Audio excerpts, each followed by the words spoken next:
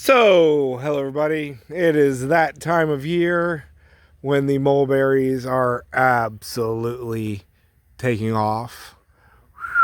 Look at that. I don't know if you can tell in this video, but this world's best mulberry right here is everything with a leaf on it is brand new growth from just this year. And I cut these back, I believe, in May. So, we're here in the middle of August. About 3 months, okay? June, July, half May, half August. And these things have put on about 20 feet of growth. And I am going to trim them back a little bit. It's the perfect time to do so. Get them to branch out a little bit so they will have nice, bushy, growth habit for me to harvest the berries come next spring.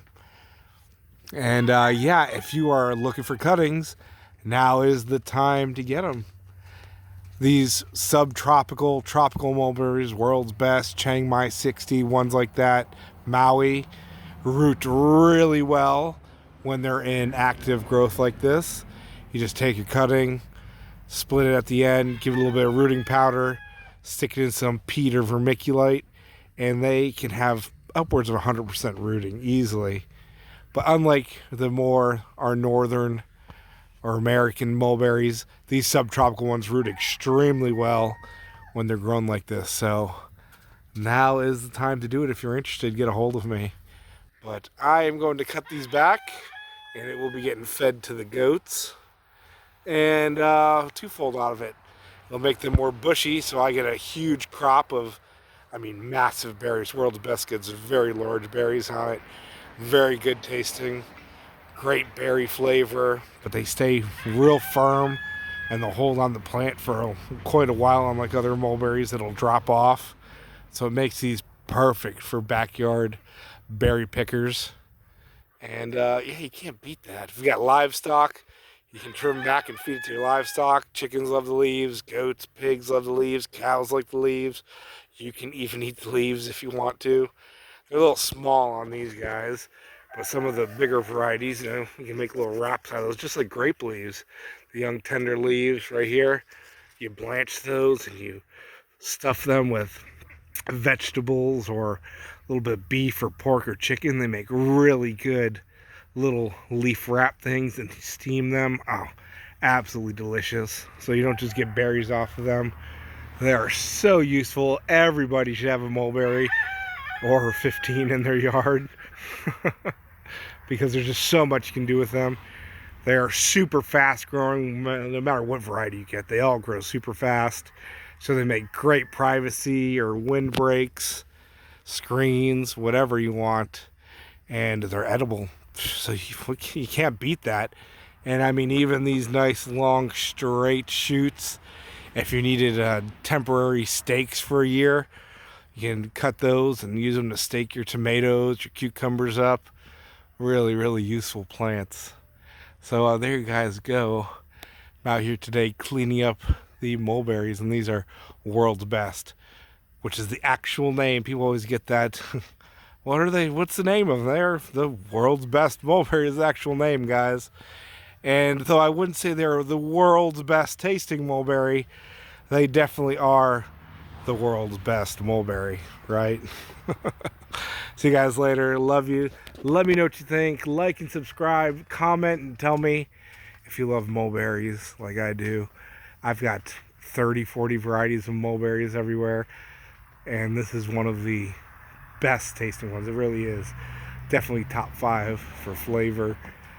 For productivity, you really can't beat this. World's Best and Chiang Mai 60, Pakistan. Some of those Pakistan types, are at the very top for productivity. You get so much, just berries, not even counting the other edible uses. You get so much food off these.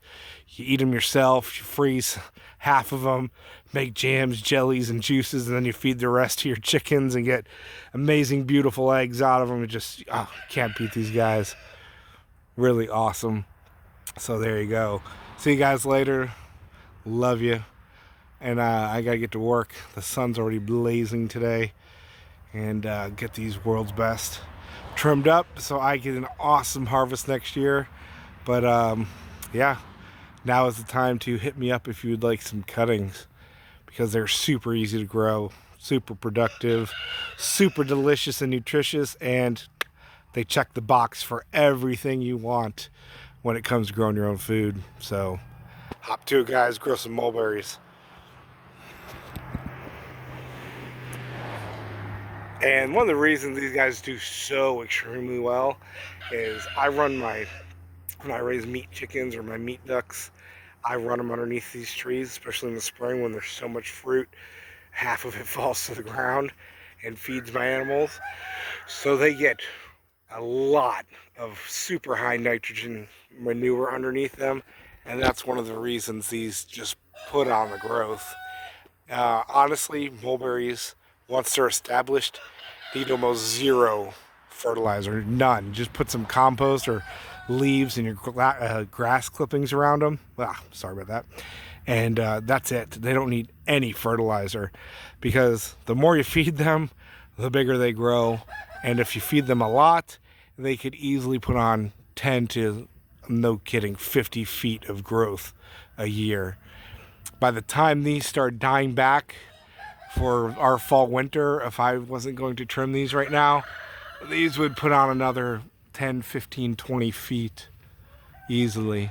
But these are a dwarf mulberry, guys. But easy to prune, trim them back, or pull down those branches and get all those berries off of them. You know, just more food, right? Or if you don't have any animals, or you don't want to eat the leaves, just trim them back, keep them nice and bushy, and just put the excess growth underneath them and use that as your mulch and fertilizer for them. That is literally all they need to produce tons of food for you. Super awesome, right? If we grew crops like this all over the place instead of growing corn and soybeans, there literally would be no need to grow corn and soybeans. Go figure, huh?